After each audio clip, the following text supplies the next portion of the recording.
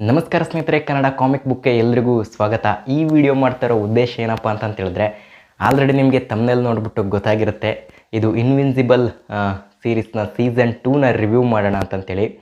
ಸಾಮಾನ್ಯವಾಗಿ ನಾನು ಈ ಒಂದು ಸೀರೀಸನ್ನು ನೋಡೋಕ್ಕೆ ಶುರು ಮಾಡಿದ್ದೆ ಒಂಥರ ಅಸಡ್ಡೆಯಿಂದನೇ ಶುರು ಮಾಡಿದೆ. ಅಂದರೆ ಎಂತೆಂಥ ಘಟಾನುಘಟಿಗಳು ಆ್ಯನಿಮೇಷನ್ ಮಾಡ್ತಾ ಇದ್ದಾರೆ, ಇವರೇನು ಮಾಡ್ತಿದ್ದಾರೆ ಗುರು ಬಂದು ಅಂತಂತ ಹೇಳ್ಬಿಟ್ಟು. ಬಟ್ ಇದ್ರದ್ದು ರಿವ್ಯೂಸ್ ಎಲ್ಲ ನೋಡಿದ್ಮೇಲೆ ತುಂಬ ಚೆನ್ನಾಗಿದೆ ಅಂತಂತೆಲ್ಲ ಏನು ಒಪಿನಿಯನ್ ಬರ್ತಾಯಿತ್ತು. ನೋಡೋಣ ಹೆಂಗಿದೆ ಅಂತಂತ ಹೇಳ್ಬಿಟ್ಟು ನೋಡೋಕೆ ಶುರು ಮಾಡಿದವನಿಗೆ ಒಂಥರ ಮೈಂಡ್ ಬ್ಲೋಯಿಂಗ್ ಕಾನ್ಸೆಪ್ಟನ್ನು ಕೊಟ್ಬಿಟ್ಟಿದ್ರು. ಆ್ಯಕ್ಚುಲಿ ಇದರಲ್ಲಿ ಬರುವಂಥ ಓಮ್ನಿ ಮ್ಯಾನ್ ಆಗಿರ್ಬೋದು, ಇನ್ವಿನ್ಸಿಬಲ್ ಆಗಿರ್ಬೋದು, ಆ ಕ್ಯಾರೆಕ್ಟರ್ಗಳ ಸ್ಟೋರಿ, ಆ ಕ್ಯಾರೆಕ್ಟರ್ಗಳ ಡೆವಲಪ್ಮೆಂಟ್ ಎಲ್ಲ ಹೆಂಗಿತ್ತು ಅಂತಂತ ಹೇಳಿದ್ರೆ ನಿಜವಾಗ್ಲೂ ಸಖತ್ ಕ್ರೇಜಿ ಅಂತಂತಲೇ ಹೇಳ್ಬೋದು. ಈ ಓಮ್ನಿ ಮ್ಯಾನ್ನ ಸ್ಟೋರಿ ಏನಿದೆ ಸ್ವಲ್ಪ ಈ ಸೂಪರ್ ಮ್ಯಾನ್ ಸ್ಟೋರಿ ಥರನೇ ಇದ್ರೂ ಕೂಡ ಅವನೊಬ್ಬ ವಿಲನ್. ಇಲ್ಲಿ ಅವನು ಎಂಥ ವಿಲನ್ನು ಅಂತಂತ ಹೇಳಿದ್ರೆ ಅವನೊಬ್ಬನೇ ಇಡೀ ಭೂಮಿನೇ ಗಡಗಡ ಅಂತಂತ ಹೇಳ್ಬಿಟ್ಟು ಅಲ್ಲಾಡಿಸ್ಬಿಡ್ತಾನೆ.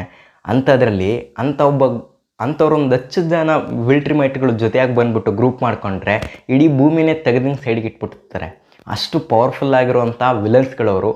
ಅವ್ರನ್ನ ಇನ್ವಿನ್ಸಿಬಲ್ ಈಗ ಫೇಸ್ ಮಾಡಬೇಕು ಅಂತಂತ ಹೇಳಿದ್ರೆ ಅವನೆಷ್ಟು ಪವರ್ಫುಲ್ ಆಗಬೇಕು, ಅವನಿಗೆ ಅದೆಂಥ ದೊಡ್ಡ ಥ್ರೆಟ್ ಆಗಿರುತ್ತೆ. ಅದು ಈ ಥರದ್ದು ಒಂದು ಕಾನ್ಸೆಪ್ಟನ್ನು ಸೀಸನ್ ಫಸ್ಟ್ ಬಿಲ್ಡ್ ಮಾಡಿತ್ತು. ನೋಡೋದಕ್ಕೆ ನೆಕ್ಸ್ಟ್ ಸೀಸನ್ಗೋಸ್ಕರ ಕಾಯ್ತಾ ಇದ್ವಿ. ಈ ಸೆಕೆಂಡ್ ಸೀಸನ್ ಕೂಡ ಅದೇ ಥರ ಕ್ಯೂರಿಯಾಸಿಟಿಯಿಂದ ಶುರು ಆಯಿತು. ಎಲ್ಲಿಂದ ಮುಗಿಸಿದ್ರು ಅಲ್ಲಿಂದನೇ ಶುರು ಮಾಡ್ತಾರೆ. ಬಟ್ ಎಲ್ಲೋ ಒಂದು ಕಡೆ ಹೋಗ್ತಾ ಹಳಿ ತಪ್ಪೋಯ್ತಾ ಏನೋ ಅಂತಂತ ಹೇಳ್ಬಿಟ್ಟು ಅನಿಸುತ್ತೆ. ಅದೆಲ್ಲದಕ್ಕೂ ಮುಂಚೆ ಈ ಕಂಪ್ಲೀಟ್ ಈ ಸೀಸನನ್ನು ನೋಡಿದ್ಮೇಲೆ ನನಗೇನು ಅನ್ನಿಸ್ತು ಅಂತಂತ ಹೇಳ್ಬಿಟ್ಟು ಹೇಳ್ತೀನಿ. ಇದು ಹೆಂಗೆ ಹಳಿ ತಪ್ಪೋಯ್ತು ಏನೋ ಅಂತಂತ ಹೇಳ್ಬಿಟ್ಟು ಆಮೇಲೆ ಹೇಳ್ತೀನಿ. ಇಲ್ಲಿ ನನಗೆ ಪಾಸಿಟಿವ್ ಆಗಿ ಅನಿಸಿದ್ದೇನಪ್ಪ ಅಂತಂತ ಹೇಳಿದ್ರೆ, ಇವರು ಯೂಸ್ ಮಾಡ್ಕೊಂಡಿರೋಂಥ ಆ ಆ್ಯನಿಮೇಷನ್ ಆದ್ರೂ ಕೂಡ ಇವರು ಯೂಸ್ ಮಾಡ್ಕೊಂಡಿರೋಂಥ ಇದೇನಿದೆ ಆ ಸ್ಟೈಲು, ಅಂದರೆ ಆ ಫಿಸಿಕ್ಸ್ ಇದಾಗಿರ್ಬೋದು, ಸೋನಿಕ್ ಬೂಮನ್ನು ತೋರಿಸೋವಂಥ ರೀತಿನೆಲ್ಲ ಆಗಿರ್ಬೋದು, ಇದು ಆ್ಯನಿಮೇಷನಲ್ಲೇ ಅದೆಲ್ಲ ತುಂಬ ಚೆನ್ನಾಗಿ ಅನ್ನಿಸ್ತು. ಈವನ್ ಸಿನಿಮಾದಲ್ಲೆಲ್ಲ ಯಾವ ಥರ ಫಿಸಿಕ್ಸನ್ನು ಅವರು ಸ್ಟಡಿ ಮಾಡ್ತಾರೋ ಆ್ಯನಿಮೇಷನಲ್ಲಿ ನಾವು ಯಾಕೆ ಅದೇ ಥರನೇ ಮಾಡಬಾರ್ದು ಅಂತಂತೆಲ್ಲ ಹೇಳ್ಬಿಟ್ಟು ಮಾಡ್ದಂಗಿತ್ತು.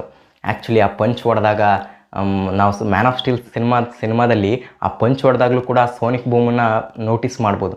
ಆ ಥರ ಎಲ್ಲ ಅಷ್ಟು ಚೆನ್ನಾಗಿ ಡಿಸೈನ್ ಮಾಡಿದ್ರು. ಇಲ್ಲಿ ನಾವು ಆ್ಯನಿಮೇಷನಲ್ಲೂ ಕೂಡ ಅದನ್ನು ಮೇಂಟೈನ್ ಮಾಡೋದಕ್ಕೆ ನೋಡ್ತಾರೆ. ಮತ್ತು ಇದು ಮುಂಚೆನೇ ಗೊತ್ತಿತ್ತು ಇದೊಂದು R-rated ಆ್ಯನಿಮೇಷನ್ ಸೀರೀಸ್ ಅಂತೇಳಿ. ಅದಕ್ಕೆ ತಕ್ಕನಂಗೆ ಆ ಮೂಳೆ ಮುರಿಯೋದಾಗಿರ್ಬೋದು, ಆ ಬ್ಲಡ್ ಶೇಡ್ ಆಗಿರ್ಬೋದು, ಅದೆಲ್ಲನೂ ಕೂಡ ಇಲ್ಲಿ ಒಂಥರ ನಾವೇನು ಲೈವ್ ಆ್ಯಕ್ಷನ್ಗೇನು ಕಡಿಮೆ ಇಲ್ಲ ನಾವು ಅನ್ನೋ ರೇಂಜಿಗೆಲ್ಲ ಬಿಲ್ಡ್ ಮಾಡಿದಾರಲ್ಲ, ಅದೆಲ್ಲನೇ ತುಂಬ ಸೂಪರ್ ಅಂತಂತ ಹೇಳ್ಬಿಟ್ಟು ಅನ್ನಿಸ್ತು. ನೆಕ್ಸ್ಟ್ ನೋಡೋದಾದರೆ ಇಲ್ಲಿ ಬರುವಂಥ ಬೇರೆ ಬೇರೆ ಕ್ಯಾರೆಕ್ಟರ್ಗಳ ಕ್ಯಾರೆಕ್ಟರೈಸೇಷನ್ನ ಡೆವಲಪ್ಮೆಂಟ್ ಮಾಡಿರೋಂಥ ರೀತಿ. ಆ್ಯಕ್ಚುಲಿ ನಮಗೆ ಸೀಸನ್ ಫಸ್ಟನ್ನು ನೋಡಬೇಕಾದ್ರೆ ಅನ್ನೋ ಕ್ಯಾರೆಕ್ಟರ್ ಏನು ಬರುತ್ತೆ ಅಲ್ಲಿ, ಅದನ್ನು ನೋಡಿದಾಗ ಸುಮ್ಮನೆ ಏನೋ ಇವಳೇ ಒಂಥರ ಸಪ್ರೇಟಾಗಿ ಮೂಡಿ ಆಗಿರ್ತಾಳೆ, ಟೀಮ್ ಜೊತೆ ಹೆಚ್ಚಿಗೆ ಸೇರೋದಿಲ್ಲ, ಇದು ಯಾವ ಥರ ಕ್ಯಾರೆಕ್ಟ್ರು ಏನು ಅಂತಂತೇಳಿ ಅನಿಸ್ಬಿಟ್ಟಿತ್ತು. ಬಟ್ ಸೆಂಟ್ರಲ್ಲಿ ಆ್ಯಟಮ್ ಅನ್ನೋ ಒಂದು ಎಕ್ಸ್ಟ್ರಾ ಎಪಿಸೋಡನ್ನು ತಂದುಬಿಟ್ಟು ಅಲ್ಲಿ ಇವನ ಆರಿಜಿನ್ ಸ್ಟೋರಿ ಏನು ತಂದಿದ್ರು, ಅದನ್ನು ನೋಡಾದ್ಮೇಲಂತೂ ಏನು ಕ್ಯಾರೆಕ್ಟ್ರು ಗುರು ಇದು ಅಂತಂತೇಳ್ಬಿಟ್ಟು ಅನಿಸ್ಬಿಡ್ತು. ಮತ್ತು ಆ ಕ್ಯಾರೆಕ್ಟ್ರಿಗೂ ಕೂಡ ಇಲ್ಲಿ ಅದಕ್ಕೆ ತಕ್ಕಂಗೆ ಫುಲ್ ಕಂಪ್ಲೀಟಾಗಿ ಈ ಒಂದು ಸೀಸನ್ನಲ್ಲಿ ಬೇರೆ ಬೇರೆ ಕ್ಯಾರೆಕ್ಟರ್ಗಳ ಕ್ಯಾರೆಕ್ಟರೈಸೇಷನ್ನ ಡೆವಲಪ್ ಮಾಡಿರೋದು, ಅವ್ರನ್ನ ತೋರಿಸೋವಂಥ ರೀತಿ ಆಗಿರ್ಬೋದು. ಅಂದರೆ ಇಲ್ಲಿ ಇನ್ವಿನ್ಸಿಬಲ್ ಮ್ಯಾನ್ ಏನಿದ್ದಾನೆ, ಇನ್ವಿನ್ಸಿಬಲ್ ಅವನೊಬ್ಬನೇ ಅಲ್ಲ, ಬೇರೆ ಬೇರೆ ಕ್ಯಾರೆಕ್ಟರ್ಗಳು ಕೂಡ ಅವ್ರದ್ದೇ ಆಗಿರೋಂಥ ಕತೆ ಇದೆ, ಅವ್ರದ್ದೇ ಆಗಿರೋಂಥ ನೋವಿದೆ. ಅದೆಲ್ಲನೂ ಕೂಡ ತುಂಬ ಚೆನ್ನಾಗಿ ಹೇಳ್ತಾ ಹೋಗ್ತಾರೆ. ಬಟ್ ಅದು ಕೂಡ ಕೆಲವೊಮ್ಮೆ ವಿಪರೀತ ಅಂತ ಹೇಳ್ಬಿಟ್ಟು ಅನಿಸುತ್ತೆ. ಅದು ಯಾವ್ಯಾವ ವಿಚಾರದಲ್ಲಿ ಅಂತಂತ ಹೇಳ್ಬಿಟ್ಟು ನೆಕ್ಸ್ಟ್ ಹೇಳ್ತಾ ಬರ್ತೀನಿ. ಇದಿಷ್ಟು ಈ ಒಂದು ಆ್ಯನಿಮೇಷನ್ ಸೀರೀಸ್ನ ಪಾಸಿಟಿವ್ ಅಂತಂತೆಲ್ಲ ಅನಿಸುತ್ತೆ. ಓಕೆ, ಒಂದೊಳ್ಳೆ ಕಾನ್ಸೆಪ್ಟ್ ಇದೆ, ಒಳ್ಳೆ ಗ್ರೇಟ್ ಹೀರೋ ಆಗೋದಕ್ಕೆ ಒಬ್ಬ ರೆಡಿ ಆಗ್ತಾ ಇದ್ದಾನೆ, ಇಂಥದ್ದೆಲ್ಲ ಚೆನ್ನಾಗಿದೆ. ಬಟ್ ಇಲ್ಲಿ ನನಗೆ ಈ ಒಂದು ಸೆಕೆಂಡ್ ಸೀಸನ್ನಲ್ಲಿ ಸ್ವಲ್ಪ ನೆಗೆಟಿವ್ ಅಂತಿದ್ದ ಅಂಶ ಏನಪ್ಪ ಅಂತಂತ ಹೇಳಿದ್ರೆ, ಸುಮ್ಮನೆ ಅನ್ನೆಸೆಸರಿ ಕ್ಯಾರೆಕ್ಟರ್ ಆರ್ಕನ್ನು ಡೆವಲಪ್ ಮಾಡ್ತಾರೆ. ಅವ್ರಿಗೊಂಥರ ಈ ಪಿಲ್ಲರ್ ಎಪಿಸೋಡ್ಸ್ ಅಂತಾರೆ ನೋಡಿ, ಆ ಥರ ಸಪ್ರೇಟ್ ಆಗಿರೋ ಕ್ಯಾರೆಕ್ಟರ್ಗಳಿದೆ, ಅವ್ರದ್ದೇ ಏನೇನೋ ಸ್ಟೋರಿ ನಡೀತಾ ಇರುತ್ತೆ. ಅದಕ್ಕೂ ಈ ವಿಲ್ಟ್ರಿಮೈಟ್ಸ್ಗಳ ಸಮಸ್ಯೆಗೂ ಏನೂ ಸಂಬಂಧನೇ ಇರೋದಿಲ್ಲ. ಎಕ್ಸಾಂಪಲ್ ನಿಮಗೆ ಹೇಳ್ಬೇಕು ಅಂತಂತ ಹೇಳಿದ್ರೆ, ಇಲ್ಲಿ ಏನು ಕ್ಲೋನ್ ಅಂತಂತ ಹೇಳ್ಬಿಟ್ಟು ಒಬ್ಬ ವಿಲನ್ ಬರ್ತಾನೆ, ಅವನದೇನು ಪರ್ಪಸ್ ಅಂತಲೇ ನಮಗೆ ಗೊತ್ತಾಗಲ್ಲ. ಬರೀ ಹುಡ್ತಾನೆ ಮತ್ತೆ ಸಾಯ್ತಾನೆ, ಅವ್ನು ಕ್ಲೋನ್ ಮಾಡ್ಕೊಳ್ತಾ ಇರ್ತಾನೆ. ಕೆಲವು ಟೈಮ್ ಹೀರೋಗಳಿಗೆ ಹೆಲ್ಪ್ ಮಾಡೋಕ್ಕೆ ಹೋಗಿ ತಗ್ಲಾಕ್ಕೊಳ್ತಾನೆ, ಕೆಲವೊಂದು ಸರಿ ವಿಲನ್ಗಳಿಗೆ ಹೆಲ್ಪ್ ಮಾಡೋಕ್ಕೆ ಹೋಗಿ ತಗ್ಲಾಕ್ಕೊಳ್ತಿರ್ತಾನೆ. ಬರೀ ಇದೇ ಇದು ಅವನಿಗೆ ಬರೋ ಎಪಿಸೋಡ್ಸ್ ಎಲ್ಲ ಏನಿರುತ್ತೆ, ಸುಮ್ಮನೆ ಏನೋ ಟೈಮ್ ಪಾಸಿಗೆ ನೋಡಬೇಕು ಹೊರತು ಅವನಿಗೂ ಈ ಸ್ಟೋರಿಗೂ ಯಾವುದೇ ಥರ ಇನ್ವಾಲ್ವ್ಮೆಂಟ್ ಇರೋದೇ ಇಲ್ಲ.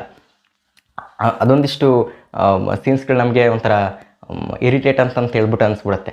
ಇನ್ನು ನೆಕ್ಸ್ಟ್ ಏನಪ್ಪ ಅಂತ ಹೇಳಿದ್ರೆ, ಈ ಸೆಕೆಂಡ್ ಸೀಸನ್ನಲ್ಲಿ ಇವರು ಹಳಿ ತಪ್ಪಿದ್ದೇನೆ ಈಗ ಹೊಸ ಈ ಮಲ್ಟಿವರ್ಸ್ ಅನ್ನೋ ಜಾನ್ರನ ತಂದುಬಿಟ್ಟು, ಆ್ಯಕ್ಚುಲಿ ಅದೆಲ್ಲ ಇದಕ್ಕೆ ಅವಶ್ಯಕತೆಯೇ ಇರಲಿಲ್ಲ. ಅದು ಯಾಕೆ ತಂದರು ಅಂತಂತನೂ ಗೊತ್ತಾಗಲಿಲ್ಲ.